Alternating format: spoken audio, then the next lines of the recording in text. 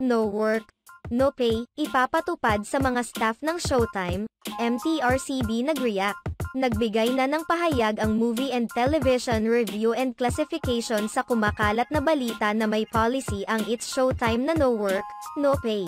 Ibig sabihin, kapag matuloy ang 12 days suspension ng It's Showtime walang may uuwing sahod ang mga staff sa kani-kanilang mga pamilya.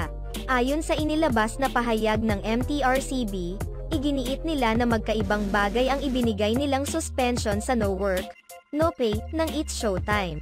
The decision of MTRCB to suspend It's Showtime and the no work, no pay issue are two separate and distinct matters.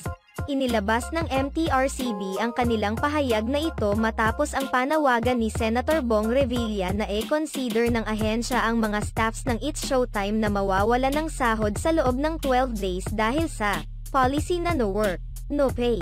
Ayon kay Senador Bong Revilla, nakakaawa ang mga empleyado ng It's Showtime dahil kadalasan sa mga nagtatrabaho sa entertainment industry ay may policy na no work, no pay.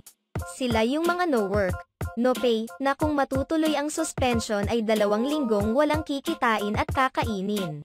Subalit ayon sa MTRCB, hindi magkatulad ang usapin patungkol sa 12 days erang suspension at sa kawalan ng sahod ng mga no work, no pay staff ng It's Showtime. The suspension, in fact, underscores the broader and more pressing matter of contractualization within the entertainment industry. Dagdag pa ng MTRCB, the issue deserves sincere attention from the producer. Paglilinaw pa ng ahensya, nakasalanan ng management ng show kung bakit mawawala ng kita ang kanilang mga employees dahil hindi nila ito niregular kahit ang kanilang show ay umiere 6 na araw sa isang linggo at lampas 10 taon nang pinapalabas sa television. Isiniwalat pa ng MTRCB na mas malaking issue para sa management ng It's Showtime ang hindi pagre-regular sa kanilang staff kaysa sa 12 days erang suspension ng show.